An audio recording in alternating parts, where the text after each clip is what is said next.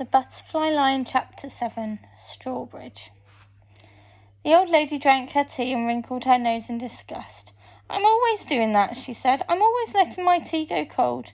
The dog scratched his ear, groaning with the pleasure of it, but I and me all the time. "Is that the end, then?" I asked. She laughed and put down her cup. "I should say not," she said. And then she went on, picking a tea leaf off the tip of her tongue. "Up until now, it's been just Bertie's story. He told it to me so often that I almost feel I was there when it happened. But from now on, it's my story too." "What about the white lion?" I had to know. Did he find the white lion? Did he keep his promise? The old lady seemed suddenly clouded with sadness. "You must remember," she said, putting a bony hand on mine, "that true stories do not always end just as we would wish them to. Would you like to hear the truth of what happened, or shall I make something up just to keep you happy?" "I want to know what really happened," I replied. "Then you shall," she said. She turned from me and looked out of the window again at the butterfly lion, still blue and shimmering on the hillside. Whilst Bertie was growing up on his farm in Africa with his fence all around, I was growing up here at Strawbridge in this echoing cold cavern of a house with its deer park and its high wall all around. And I grew up, for the most part, alone. I, too, was an only child. My mother had died giving birth to me, and father was rarely at home. Maybe that was why the two of us, Bertie and I, got on so well from the first moment we met. We had so much in common from the very start. Like Bertie, I scarcely ever left the confines of my home, so I had few friends. I didn't go to school either, not to start with. I had a governess instead, Miss Tulips. Everyone called her No Lips, because she was so thin-lipped and severe. She moved around the house like a cold shadow. She lived on the top floor like cook and like Nanny. Nanny Mason, bless her heart, brought me up and taught me all the do's and don'ts of life, like all good nannies should.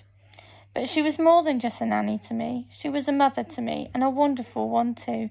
The best I could have had, the best anyone could have had. My mornings were always spent at my studies with No Lips, but all the while I was looking forward to my afternoons out walking with Nanny Mason, except on Sundays when I was allowed to be on my own all day if father wasn't home for the weekend, which he usually wasn't. Then I could fly my kites when it was fine and read my books when it wasn't. I loved my books. Black Beauty, Little Women, Heidi. I loved them all because they took me outside the park walls. They took me all over the world. I met the best friends I ever had in those books. Until I met Bertie, that is. I remember it was just after my 10th birthday. It was Sunday and I was out flying my kites. But there wasn't much wind, and no matter how hard I ran, I just couldn't get even my best boxed kite to catch the wind and fly. I climbed all the way up Wood Hill, looking for wind. And there at the top I found it at last, enough to send my kite soaring. But then the wind gusted and my kite swirled away crazily towards the trees. I couldn't haul it in time. It caught on a branch and stuck fast to a high elm in amongst the rookery. The rooks flew out, cawing in protest while I tugged at my line, crying in my fury and frustration. I gave up, sat down and howled. That was when I noticed a boy emerging from the shadow of the trees. "I'll get it down for you," he said, and he began to climb the tree. Easy as you like, he crawled along the branch, reached out and released my kite.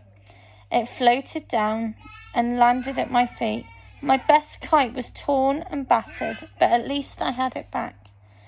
Then he was down the tree and standing there in front of me. "Who are you? What do you want?" I asked.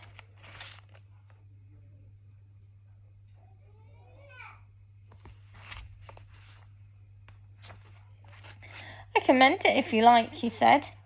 "Who are you?" I asked again. "Bertie Andrews," he replied. He was wearing a grey school uniform and one I recognised at once. From the lime gateway I'd often watched them on their walks, 2 by 2, blue school caps, blue socks. "You're from the school up the road, aren't you?" I said. "Oh, you won't tell on me, will you?" His eyes were wide with sudden alarm. I saw then that his legs were scratched and bleeding. "Been in the wars, have you?" I asked. I've run away, he went on, and I'm not going back, not ever. Where are you going? I asked him. He shook his head. I don't know. In the holidays I live at my auntie's in Salisbury, but I don't like it there. Haven't you got a proper home? I said. Of course I have, he replied. Everyone has, but it's in Africa. That whole afternoon we sat together on Wood Hill and he told me all about Africa, about his farm, about his waterhole, and about the white lion, and how he was somewhere in France now, in a circus, and how he couldn't bear to think about him. But I'll find him, he said fiercely. I'll find him somehow. To be honest, I wasn't sure how much I really believed all this about a white lion. I just didn't think lions could be white. But the trouble is, he went on, even when I do find him, I won't be able to take him home to Africa like I always wanted to.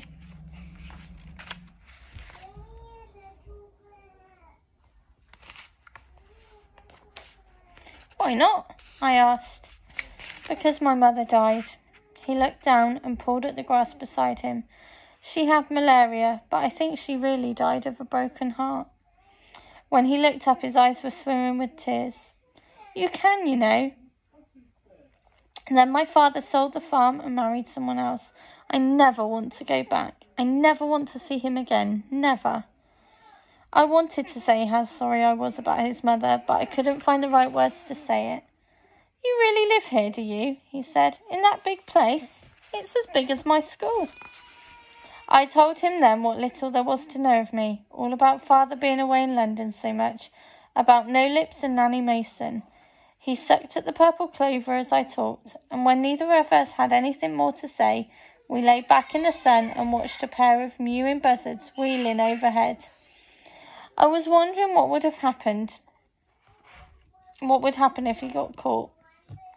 What are you going to do? I said at last. Won't you get into trouble? Only if they catch me. But they will. They're bound to, in the end, I said. You've got to go back before they miss you. After a while, he propped himself up on his elbow and looked down at me. Maybe you're right, he said. Maybe they won't have missed me yet. Maybe it's not too late. But if I go back, could I come again? I can face it if I can come again. Would you let me? I'll mend your kite. Really, I will. And he gave me a smile so melting that I couldn't refuse him. So it was arranged. He would meet me under the big wych elm on Wood Hill every Sunday afternoon at 3, or as close to 3 as he could. He would have to come through the woods so that he could never be seen from the house. I knew full well that if No Lips ever found out, there'd be merry hell to play. For both of us, probably. Bertie shrugged and said that if he got caught, all they could do at school was beat him, and that once more wouldn't make much difference anyway. And if they expelled him, well, then that would suit him fine. Okay, that's the end of chapter 7. I hope you're enjoying it. I'll see you soon for chapter 8.